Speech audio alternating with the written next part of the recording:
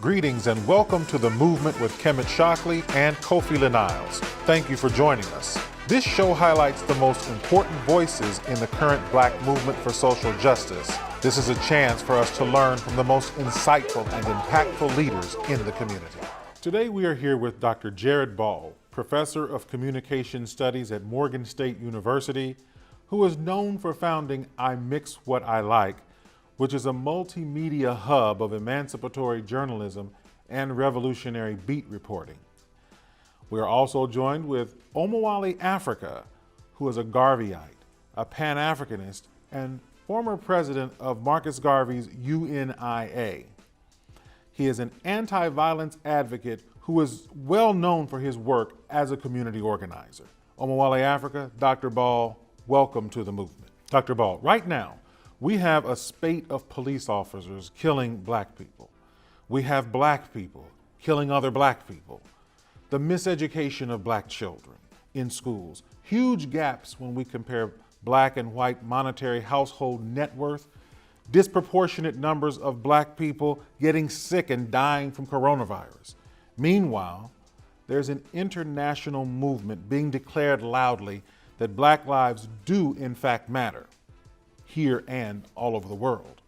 With everything that's happening domestically and internationally, Dr. Ball, I'm reminded of Marvin Gaye's 1971 song, What's Going On? As it pertains to Black people, what is going on? Well, unfortunately, what's going on is a continuation of a set of relationships that obviously began with enslavement and colonization here and across the diaspora.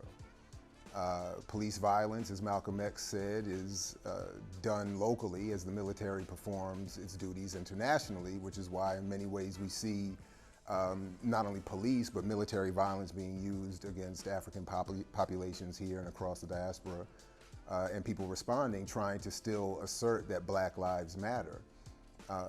The unfortunate reality is that the level of organization politically doesn't match the level of overt event planning, sloganeering, hashtagging, and that's one reason why we haven't seen enough of a sufficient political response throughout the diaspora to these conditions. And that's the next level of struggle that I think we need to get to actually make the slogans turn into real material change, which is, I know, what people are trying to do.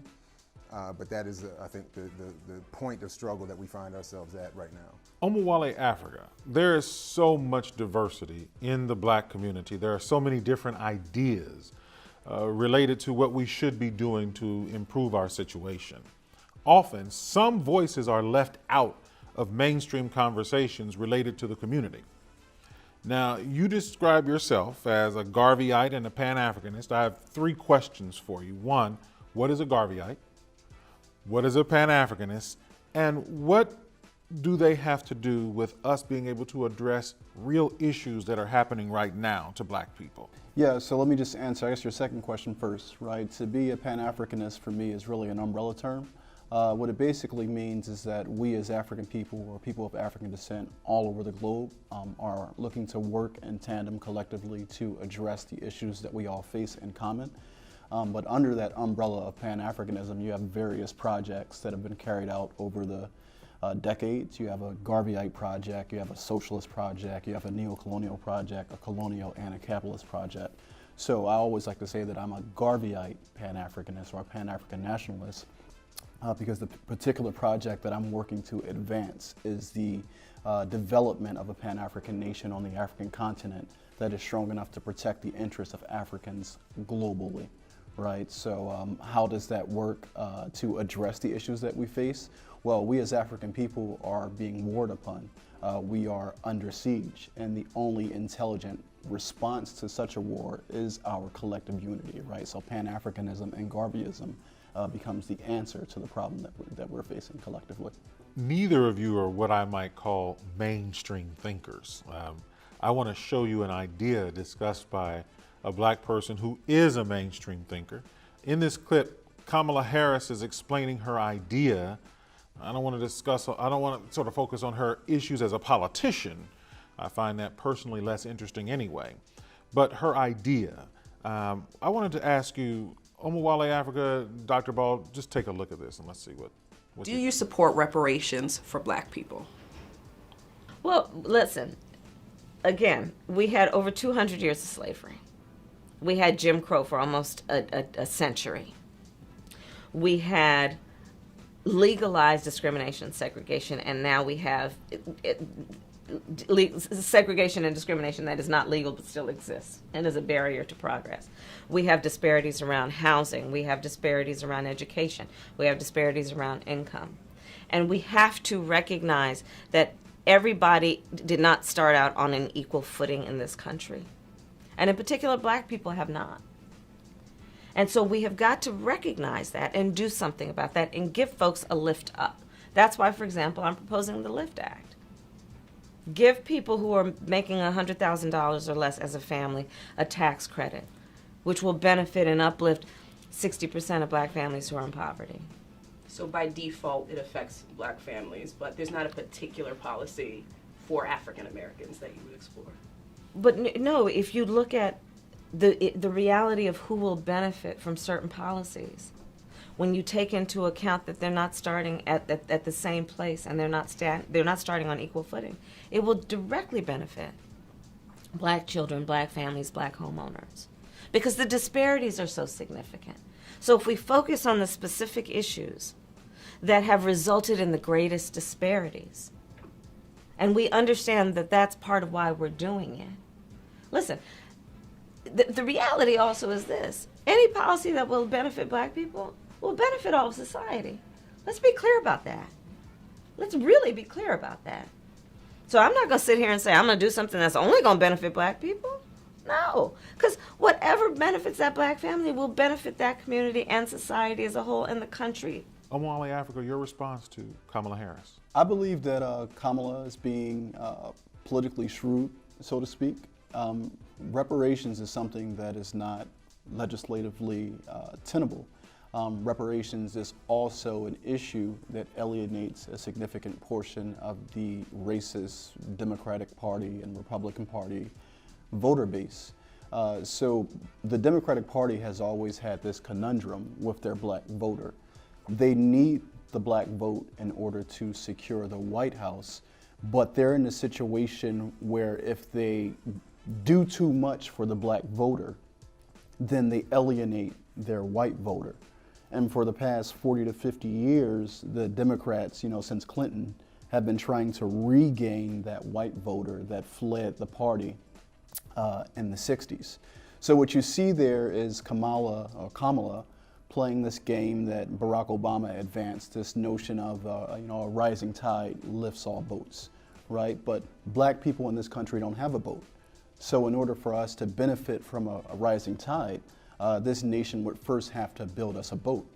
But every time we bring wood to the shores, whether we raise the money or the government gives us the money to put the wood on the shores, the government then comes and sets fire to that wood because they are ensuring that we will never have a boat in this particular country. It makes perfect sense, but even outside of that, the idea that there's no need for specific policies that affect Black people.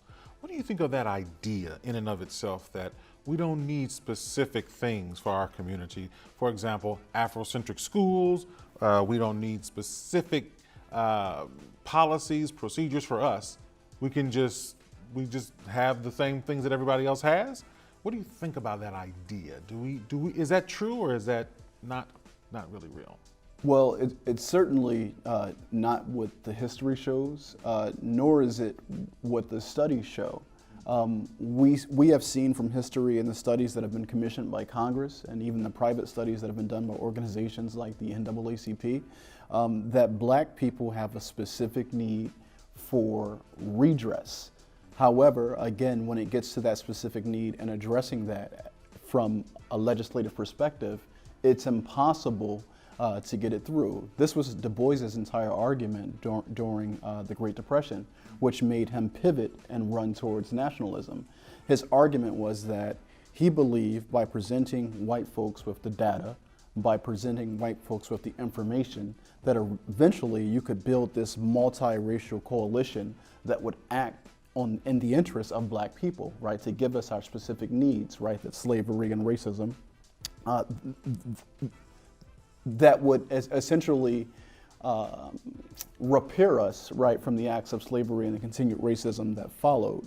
But Du Bois realized during the Great Depression that no such multiracial coalition would ever exist that would act in the interest of black people. So therefore, black people needed to act in their own interest to develop their own institutions, right, that could protect them, that could feed them, that could house them, that could clothe them, until America was ready to do so, right? And he said that based upon his analysis, he doesn't see that coming anytime in the future. He doesn't even see that coming in the next century or even 2 centuries from now. So you're saying that because the black community has been affected in specific kinds of ways, that we need specific kinds of solutions. Absolutely. I mean, this government has designed specific policies to negatively affect the black community. So if you say that you want to address that negative impact, then you have to develop and design specific policies to reverse that. Dr. Ball, what say you about Kamala Harris's idea? Well, first, I think it's important to note that even after 8 years of a black president and now at least a presumptive or hopeful black female vice president, no one can actually say directly that, yes, we need policies specific to the conditions and histories of black people. So I think just that alone, her answer is very telling. Largely, I agree with what Brother Omowale said in terms of the legislative lack of hope.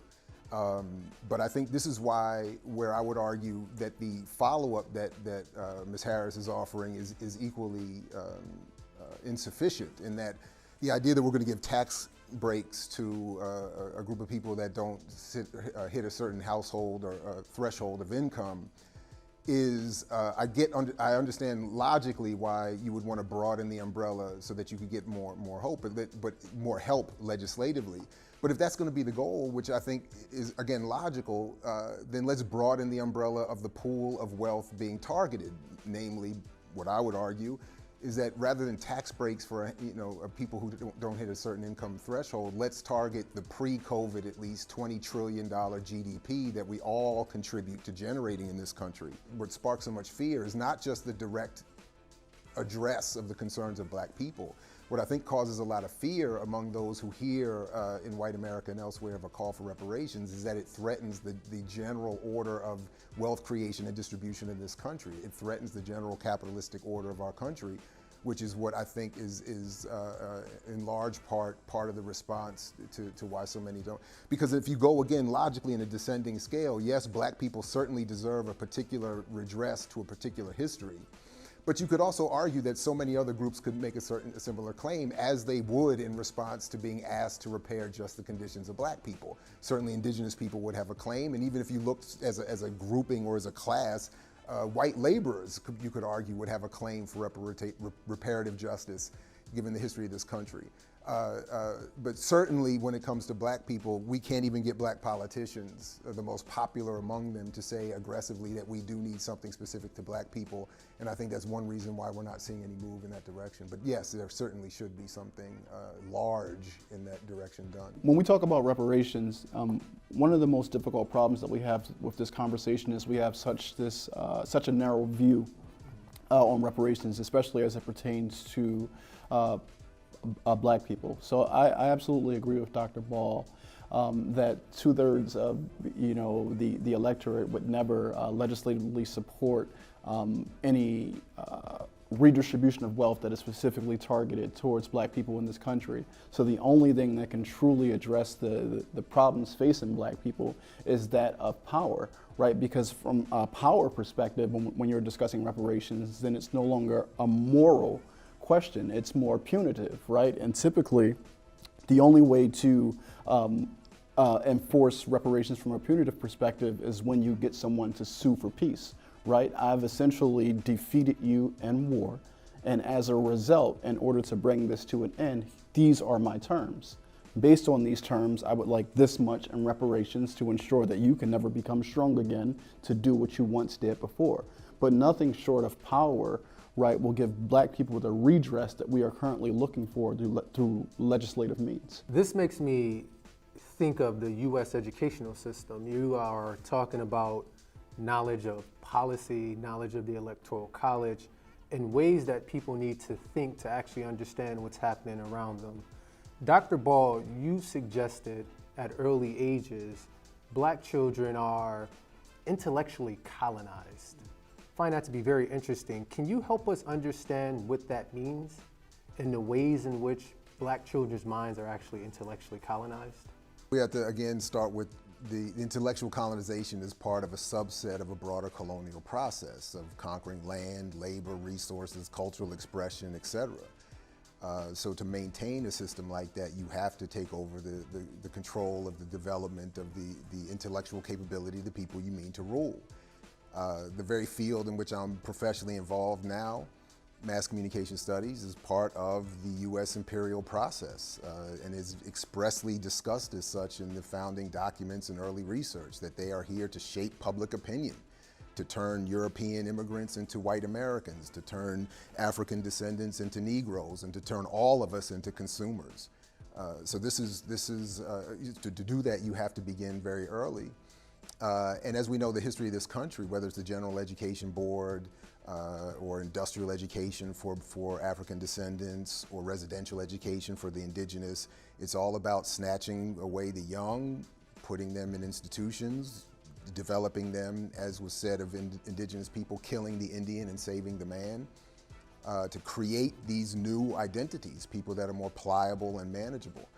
So and then more recently, even in terms of more modern history, the counterintelligence program explicitly stated, as it's directed towards Black America, the fifth tenet says specifically, we must make sure Black youth don't become radical. So, of course, it's going to begin with an educational process, a media apparatus that targets young people with certain messages, et cetera. So that's part of what I mean, to prepare people to become part of the extraction process of, again, of labor, resource, and even culture. Omowale Afrika, you've been critical of the U.S. educational system and have suggested that black children are unjustly and systematically miseducated. Makes us wonder what constitutes a proper education for a black child, and what steps must we take as a community to get there? I would argue that a proper education for a black child is an education that prepares you for self-determination and self-actualization. Currently, as Dr. Ball stated, the education that we receive is education that fits us for domination, right? So we go through a process of being systematically decapitated. 99% of black people in our generation, they swing somewhere from what I refer to as outright cooning to radical integration. This is why you have in a generation right now where people are celebrating John Lewis and this notion of good trouble. But when you actually understand the history and you understand the branch that he comes off of, he represents a betrayal of where King was when King was assassinated, right? King died against Vietnam, against this maldistribution of resources. Lewis died with his name affixed to the side of a military vessel, right, that was meant to, ship bombers, around the world, right? How do we gel those two things up? And the reason why that can exist in people's minds without some type of dissonance is because of that acute spectrum deprivation. They haven't been exposed to certain ideas where that would be an uncomfortable contradiction to wrestle with, right? So I think that that's where we are, and the U.S. miseducation system is what gets us there. I think it's safe to say that it would be extremely difficult to remove all black children from U.S. public schools right now. According to the National Center for Educational Statistics, there are approximately 8 million black children in public schools. What type of education, it makes me circle back, what type of education are you advancing, and do you think black children should receive? Should we be getting a more radicalized and revolutionary education inside of public schools? Does that require separate institutions? How should we think about educating our children at the institutional level? So one, I would actually push back and say that it's not extremely difficult to remove black children from public schools, because we just saw COVID-19 did that overnight, right? So it almost, it presents an opportunity for us to take control over the education of our children. Now, I know that economically it becomes difficult, right? I think that Dr. Malana Karenga states that in order to free the people, you must first free their labor, right? And the large reason why the majority of our people cannot, take their children out of the school is because the school operates as like babysitting, so that you can work your 8 hours or your 12 hours or your 16 hours, whatever you have to work in order to survive, right? So most people don't have aren't afforded the opportunity economically, right, to homeschool or to take their children outside of the school system. That being said, what type of education do we need? Well, we need education education is meant to maintain your survival. Education is meant to ensure that you know the things that will allow you, your people, your culture to continue to survive and thrive on this planet. What that basically means is that any education that you receive as a black person that is teaching you to do that, when you're in a society that is looking to eradicate you, is by definition revolutionary and or radical, because it goes against the interests of the society that is educating you in a way for your ultimate eradication or cleansing, or for you not to be here, right? So I think that when you're educating black people to be here and to be self-determining and to survive, then it puts us in direct conflict with those who want the complete opposite for us. And Dr. Ball, any thoughts on that? Sure. I mean, well, the first thought I had was just to follow up on what Brother Omowale said. Is very true. Those of us, and I think I'm paraphrasing Ward Churchill here, but when you go to undergrad and you think you know everything, then you go to grad school and you realize you don't know anything, and then you get a PhD and you realize nobody knows anything. And I think that's really, anyway, that's my best approach to that. On the one hand, I agree. I mean, COVID has given us a lot of lessons about what could and could not be done, although I would slightly caution in that, while we had a lot of our kids removed from schools, for instance, a lot of them just went to remote learning from those same institutions. So I get the point being made that, the physical break can start, but then we would still have to develop other institutional support for these students to get that education that they need. I think initially that what we can be doing, because what we've also seen is that I think to Brother Omowale's point, a lot of our people still need these institutions because their labor is not free, and they need to go to these schools to get food, to get, to put their kids somewhere when they have to go to work 2, 3, 4 jobs, et cetera, even in the middle of a pandemic. So what I would just like to remind people are just some of the traditions that have existed, developing extra institutional community-based schooling. I mean, there's a long tradition in African America for all of that. Other communities certainly engage in that for their own benefit, and we should be revisiting that as well. And for parents watching, if I'm a parent at home and I'm thinking, what are the immediate steps I can take to improve the quality of education that my black child is receiving? This is to both of you. Can you give us 1 or 2 steps that a parent could take to start to address their child's educational needs? Well, one, I would say you could follow the trajectories politically and otherwise of either one of us, for instance, and you can find a great amount of educational materials online and other organizations that people could connect to. But there's, for instance, there's a whole African-centered network of education, extra institutional educational networks that people could follow up on. And programming, and even just individually, we have, things that we have to do on our own. We have to find different programming for our children. There are things that we can do that should be done along those lines as well in the immediate. And then by following the logic in those materials and the people behind producing them, they'll find an entire world of extra institutional options that just need more support and organization themselves. I would argue that parents need to do whatever they can to connect their children to the long history of who they are as a people, because the only thing that makes you fit for survival on this planet is knowledge of self and love of self, and we've been stripped of those 2 elements as a people. People who are self-determining, that control their culture, that can control their cultural output in the socialization process, that's built in. Right, you're going to learn who you are. You're going to be equipped with all the skill sets you need in order for your culture to transfer from generation to generation to ensure the continuity of your people. But when you have been enslaved and you have been made into the object of someone else's development, where they take you and say, okay, you are a creation that is only fit to be an input in this particular economy. Let it be slavery. Okay, well, we're going to transition. Let it be the industrial economy. Oh, we're going to transition. Now we're in this economy where we're questioning, okay, we don't really need this physical labor, but we have all these bodies, right? So now, you know, if the system is no longer educating you for the purpose of serving in its particular economy, then what is it educating you for? Conversation on education is just so interesting to me. It just makes me wonder, if we were to start to make headway in education, if there was a turn and the black community started to get a handle on the education of its children, what could we expect from the government and the larger society? So if we were to, because of course having children, having black children in the state of affairs they're in now maintains the status quo. That's the thing. There's not going to be a change as long as that situation is the way it is. So what could we expect if we actually start to see successful takeover of the black community of the education of its children from government and from the larger society that we live in? Open aggression, increased surveillance.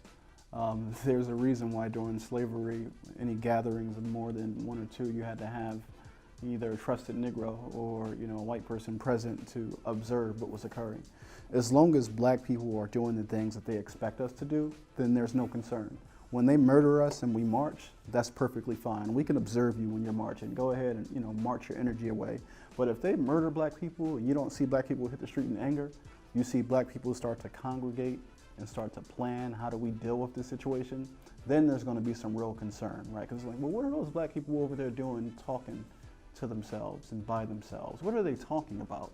That creates some concern, right? And you're going to get aggression, because that activity, any activity that black people pursue on their own that is self-determinant or even has an air of sovereignty is going to be demonized, because that is not your role on this planet. White supremacy says that your role is to be the burden bearer, the provider of labor, and the giver of resources, including your body. Well, that's, I mean, I think Kwame Ture was right. I mean, the question of violence is not up to us. It's up to those who currently have power and whether or not they're going to relinquish it peacefully or not. But even again, even at the current discussion of mainstream two-party electoral politics, we're hearing responses of threats of violence nationally if people just vote for one or two of the existing dominant electoral parties. So if that, again, is the threat for such a mainstream acceptable behavior, that is voting for one or two of the mainstream parties, then I think there is a logic behind what could be expected if you're actually attacking some, you know, more substantively some other element, which is again why the movement that does this has to again be multifaceted, has to be well organized and part of a broader, hopefully international struggle. Now, I talk to people just in the community and even at the level of the university, and there's this thing now with being woke. So we talk about education and educating oneself, and there's a movement to be woke, to become conscious. So it seems like now more than ever, and I could be wrong, that people are interested in information, interested in learning possibly about Black history and culture, interested in politics. How does wokeness and consciousness play into the idea of being an informed community pushing towards power? For me, consciousness implies that you are consciously aware of what is happening, but you're consciously working to do something about it. This wokeness is more of, I would argue, a pop culture fad that came about within the last maybe 3 to 5 years as a part of like the highest evolution of the hashtag activism. But most of the people who refer to themselves as woke, I always jokingly state that there are various stages of sleep. There's, you know, deep sleep, light sleep, REM sleep, right? You go through phases of sleep before you're actually, once again, conscious. So most people who are arguing that they are woke is more like some type of like synthetic consciousness, right? Because it comes with like these prepackaged terms and thoughts and ways of seeing the world, almost like a new morality that everybody gets and everybody agrees to, like online. And if anybody questions it, like you're almost seen as like almost like a pariah or a heretic. Like, why are you questioning our new religion, which is wokeness? So for me, I don't like to be referred to as woke. You can refer to me as someone who is centered or centric, right? Being Afrocentric, but I kind of like reject the terminology of wokeness. That's me personally. No, I have to largely agree, especially when, you know, sort of parallel to the rise of woke is this backlash against the concept of hotep, you know, which for at least some of us, I would assume in this gathering, has a different and more positive meaning. Yet, so there's this balance or attempt to balance any tendency that would exist with any oppressed community to rise its consciousness with this demeaning response to any effort that seems to pop up doing it. And again, how is woke defined? I've seen it defined in any different number of different ways. And in fact, I was just talking about with a class recently that the new commercial media program series that I saw titled Woke had very interesting definitions of what that meant, given where the lead characters ended up and with whom they ended up. And, you know, I mean, you know, so I was trying to ask them, is this what it means to be woke? And what are the parameters for being awakened? And I think the metaphor of different levels of sleep is perfect for that. So this hotep idea, is this evidence that the unconscious element of the community is becoming more aggressive, or is it just some backlash against those people who want to study and learn about the African heritage piece, or is it both? How do you see this whole hotep piece that we see arising? I think it's very easy to write it off as just kind of like plain vanilla, like Afrophobia, right? People are pretty much anti-African. We've been socialized to view anything that is you know, being proud of being proud of your Africanity is negative, right? That's just a part of our socialization for domination. But on the other hand, I understand like the caricature of like this notion of hotep, and typically, in a way, people who actually deploy the term hotep, I almost see it as like a bit of elitism, in the sense that it's typically people who are a bit more well-educated or traditionally educated within certain, you know, sectors of society, and they deploy it against folks who are autodidacts or folks who are in the community who may only have access to YouTube scholars, right? And we know that on YouTube there is no, you know, criteria or standard for scholarship. It runs the gamut from complete ignorance to some of the most brilliant scholars that you'll ever find. You understand what I'm saying? So I think that when people levy the term hotep, I understand where it comes from. So it's difficult for me to take a position on it. Yeah, I have to agree. I mean, it is a very complex issue, and I think there's a number of backlashes happening at the same time. On the one hand, there is the bigger backlash that is always ever present of state power, of elite, of the political elite, who are constantly needing to project anti-revolutionary images to blunt the revolutionary fervor that is constantly being developed among oppressed communities.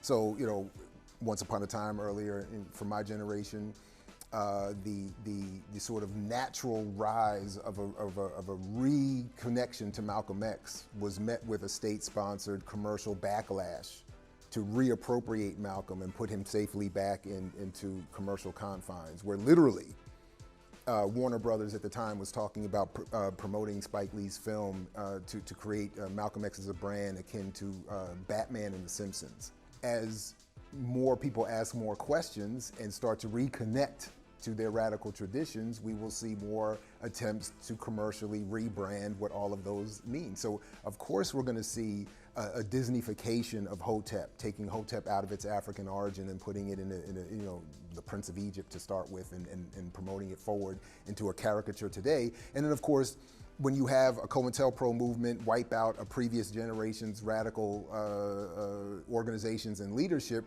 we're left with a post-war effect where you do have an erasure of organizations and leadership, but we're left with a lot of the YouTube scholars that Brother Omowale is talking about that, again, run the gamut from genius to something else. I love the depth and the contours of this conversation. It's very interesting.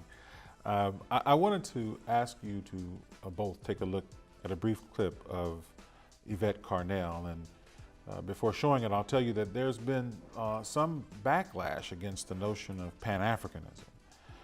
But take a look and then we'll have some conversation afterwards. She says in Kenya, racism was a concept that existed only in books and never in conversation. Tribalism is what we live with daily. Our identity was and is still ingrained in ethnicity, not skin color.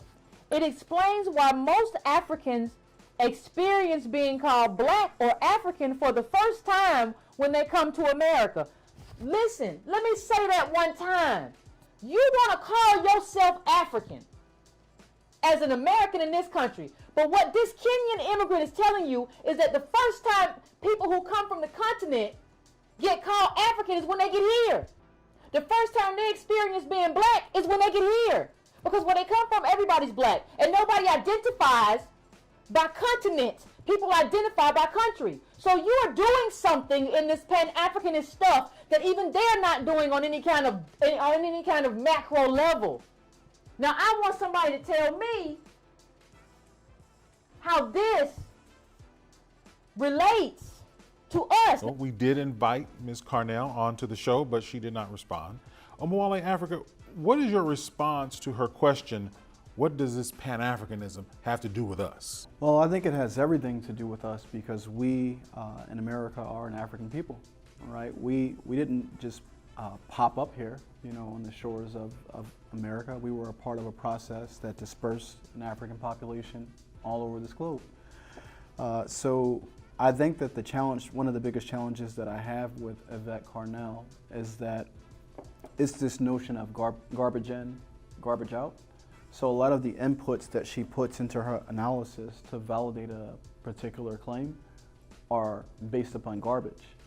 What I basically mean by that is in no other tradition would you use someone who does not adhere to a tradition as the standard by which to assess a particular tradition. For an example, she uses an article of someone who is from the African continent and their view on Africanity or black identity to basically state that Africans don't see themselves in this notion of pan-Africanism. Well, that person was not a pan-Africanist, right? So pan-Africanism is a political idea, it's an objective, it's an aspiration.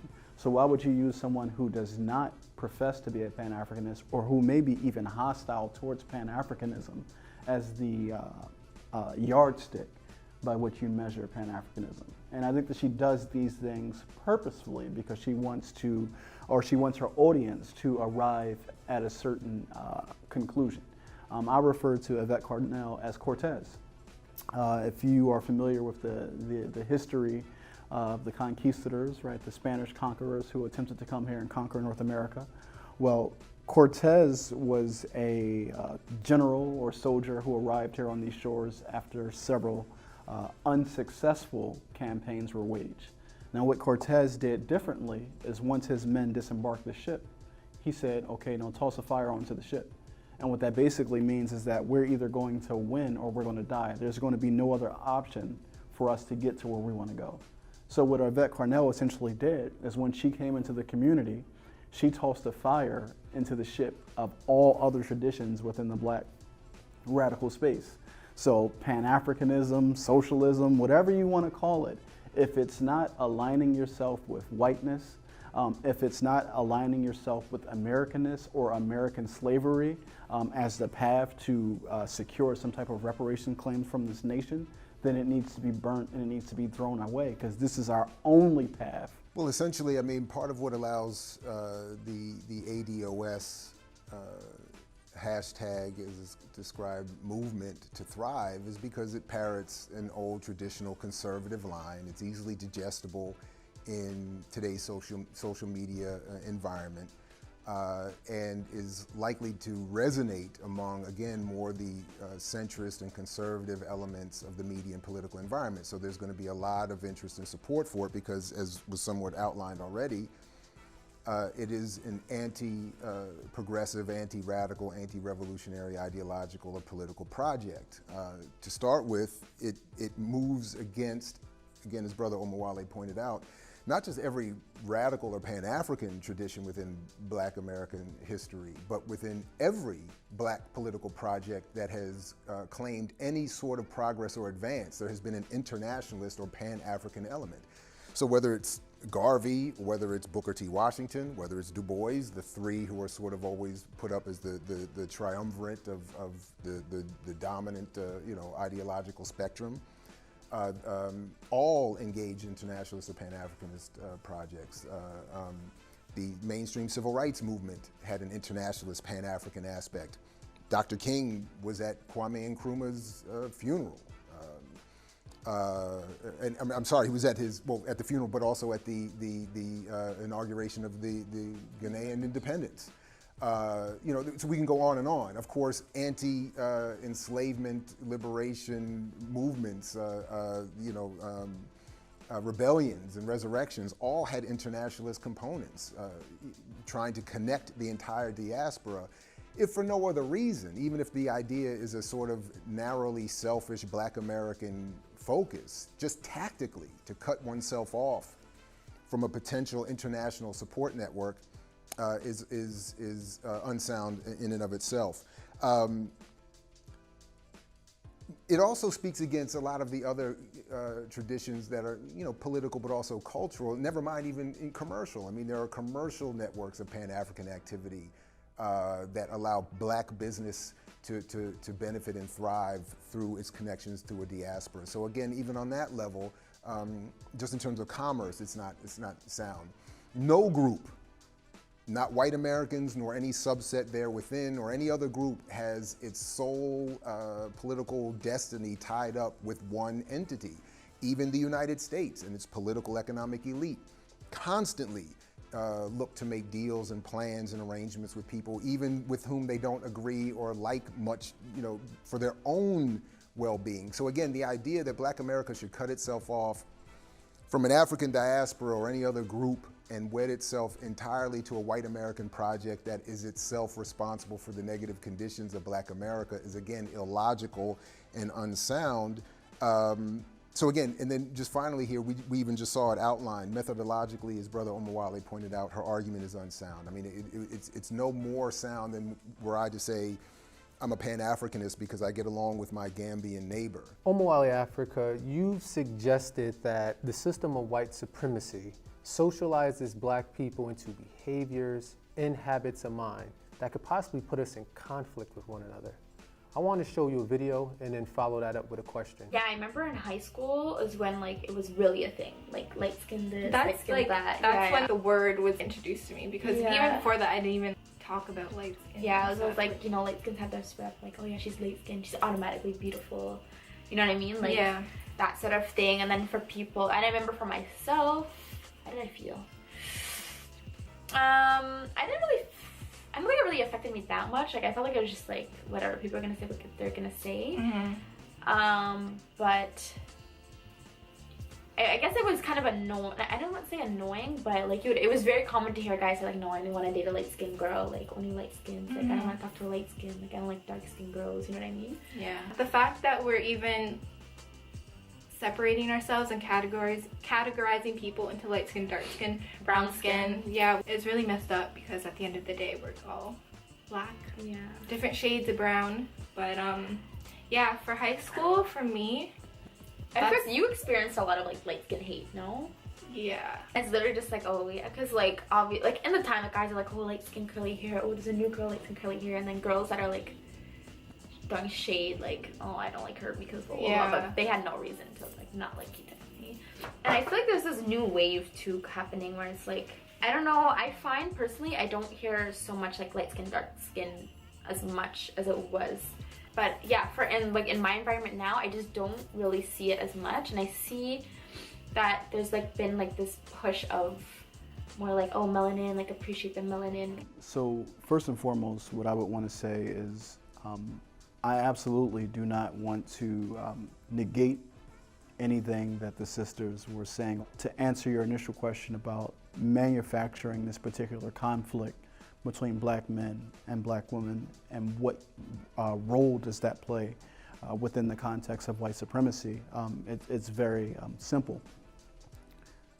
The goal for white supremacy is to use the resource of black labor, use the resource of black intelligence, right, until it is depleted and then to be cast away. So we're in a situation as a people, as I stated many times throughout this conversation, where black people in this country represent a superfluous population.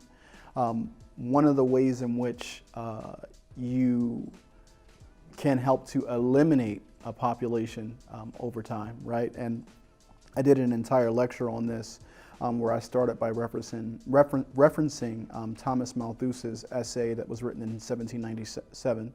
And in this essay, he has a statement where he says that left unchecked, populations grow, right? This is the natural growth patterns, right? If we don't do anything to prevent a population from growing, or if the natural checks and balances of nature, a population is going to grow. So when you see that the black population in America is being maintained over a century, 10%, 11%, 10%, 11%, it's not growing, then we know that there's something at play that is checking that particular population from growing. And unfortunately, the way that white supremacy works is we tend to like what our oppressors like, and we tend to hate what our oppressors hate. So if our oppressors view darker skinned black people or darker skinned black men as ugly, then we think that they are ugly. But if they view darker skinned black men as attractive, right, or as sex symbols, then we see the same thing. So you see this shift occurring, and then by the 1980s, it's fully, you know, Albie Shore's out of here and Denzel Washington is in, right? That shift has never really occurred for black women, you know, the way that it's occurred for black men. So these notions of how we see each other and the conflict that we have towards one another is something that is baked in our socialization process that's meant to keep us at odds so that ultimately we stop reproducing with one another. That's the goal. Dr. Ball, any response? The bigger problem with these conversations is the context in which they take place, which seems to often be in a commercial media space devoid of radical or any kind of organizational politics, and outside of conversations about white supremacy, capitalism, et cetera, and often leaves the conversation. I know this is not the overall point, and it's not to diminish the struggles of these particularly darker skinned black women, but it often ends up taking the tone and the tenor and the approach of condemning black men or celebrity black men or particular black men in the choices of their mate, which I think, again, you know, so we end up having a lot of anecdotal conversations like the ones in the clip there. They're not matched with any data. They're not matched with any sort of radical analysis. And then again, when it's not discussed in the context of what are causing whatever is going on, and it's just left with, again, anecdotal experiences, we're not advancing anywhere. Any of us can pick anecdotal experiences and extrapolate any kind of form of conclusion. But it doesn't. I don't think it's sound, and I don't think it's very helpful. So yes, there of course there are issues of colorism that exist as a response, or as a remnant, or as an encouraged response to the systems that we find ourselves in. But I think that the discussions are often themselves woeful. Again, just lastly, I mean, they take place often in these commercial media environments that often never show positive experiences of black couples, particularly dark-skinned black couples, for communities to emulate. So it seems extraordinarily hypocritical that these same media spaces would then want to come back and talk about all the ravages and the negative impact on black communities, and never, you know, talk about their complicity in it. Dr. Ball, can you help us understand the movement and provide insights into what is happening now?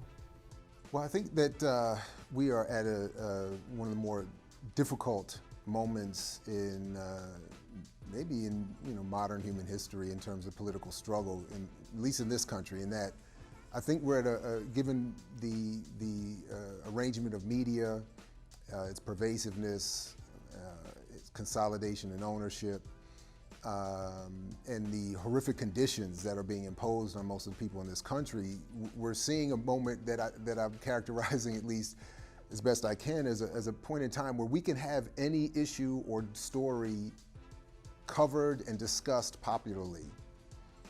But the sophisticated nature of American propaganda has reorganized itself in such a way that those discussions are presented in very slick, comfortable, palatable ways with massive limitations put on the ranges of ideas and thought that we're allowed to deal with. And I think it's creating a reverberating echo chamber of confusion, aided by, of course, the fact that we are in this, as I was describing a moment ago, this sort of post-Black liberation struggle war moment of massive disorganization, dislocation of our organizations, assassinations, still the political exile. Brother Omowale mentioned Assata Shakur. She's still in exile with her bounty increased under the previous Black president with a Black head of the FBI and a Black attorney general. Meanwhile, people in the streets are wearing shirts that say Assata taught me, while recently released political prisoner Jalil Muntaqin, a comrade of Assata Shakur, is asking of them, if Assata is teaching you, what lessons are you learning? Because your activism doesn't match the politics and the ideas that she represented in her struggle. And what is the relationship between your work and the current movement? Well, all of my work as an adult, as a journalist, as an academic, as an activist, has been about trying to build those grassroots elements and support them and advocate for a re-engagement with all those radical traditions. What is your definition of the movement, and can you provide insights into what's happening now? And then follow that up by telling us about your work and how it's connected to the current Black movement. I would define a movement as an organized formation of multiple entities that are aggressively pursuing a common agenda or a common goal. And what we have today, I wouldn't argue, is a movement. I think we see like lots of emotion-based mobilization, but not really organization or true movement, right? When we look back at the previous iteration of the movement, there were a plethora of organizations that house the different ideological positions that exist within the Black community, right? So you had everything from, your SNCC, your SCLC, your CORE, your NAACP, you had your Panthers, you had your RAM, you had your New African People's Organization, right? You have a plethora of organizations that are meant to organize the masses and in a structured manner point us and march us in a certain direction. What we have today, right, that organizational apparatus is missing. What you see is this new non-for-profit kind of like apparatus has replaced that grassroots apparatus that once existed. And you have veterans of the non-for-profit industry or the white ally industrial complex that now occupy space, which used to be occupied by movement builders in our community. We no longer have movement builders. We have a generation of brand builders. So everyone wants to build their brand as a revolutionary. We want to be on the front cover of Vogue with our fist in the air. We want to be speaking at $30,000 engagements that are sponsored by Wells Fargo. That's not a true movement. So in terms of my work is in two areas. My work is in increasing political clarity and in building the infrastructure capacity so that we can have true movement, right? So working to build organization, but also expand the scope of what organizations do. And Dr. Ball, I want to pose to you a question. If Black people follow your lead, become anti-colonialist, revolutionaries, what does that look like, and where do we find ourselves in 10, 20 years from now if we follow your lead? If that general trajectory were followed, I think we would at minimum see a heightened level of struggle across all areas. And that's ultimately what I would like to see. I don't have a particular singular approach or program that I would argue is going to be the single bullet solution. I think that somewhat similar to what Brother Omowale was saying, that movements are multifaceted, they're multi-elemental. and they require a lot of people being involved in a lot of different ideas than the current ones we're currently operating under to be exposed and exchanged and considered. So that's really what it would be. So there would be heightened levels of struggle all across the board. There would be massive more involvement in grassroots political organization. There would be a great migration offline and away from brand management, to the brother's point again. There would be, again, if people were dealing with voting, there would be a wildly radical platform and reorganization and rearrangement and re-engagement that had nothing to do with the two existing dominant parties. And in some ways, there would be a quieting as many people left public performance and went into actual organization building. And from that would become something that I can only fantasize and dream about, which I do every day. Omowale Afrika, if black people follow your lead or your line of thinking, and we begin to see ourselves as pan-Africanists and we are culturally centered, what does that look like in 10, 20 years? What does that look like for us? Well, if we start now, and I would argue that the focus has to be political education and preparation for political disintegration, right? As this society is collapsing around us, black people, or all people, but I'm race first, so I'm more so concerned about black people, have to be prepared to exist in a world that looks radically different from the world that we exist in today. Right, the white militias, they are preparing. They are preparing for you not to be able to feed yourself, so they're preparing to gun you down. What are we preparing for in this new world, right? So again, it goes back to assessing our situation, not basing our actions on some type of delusional hope for a world that will never exist, but really being a realist. I don't know if you call it a racial realist, whatever you want to call it, but really looking your situation square in the eye and addressing it as it stands, and preparing for that reality that we all know is coming. Dr. Jared Ball, Omowale Afrika, thank you so much for being our guests on The Movement. Thank you for having me. To Dr. Jared Ball and Omowale Afrika, thank you for joining us on The Movement with Kmt and Kofi. And to you, the viewer, remember to follow us on Facebook at The Movement with Kmt and Kofi. Join us next time on The Movement.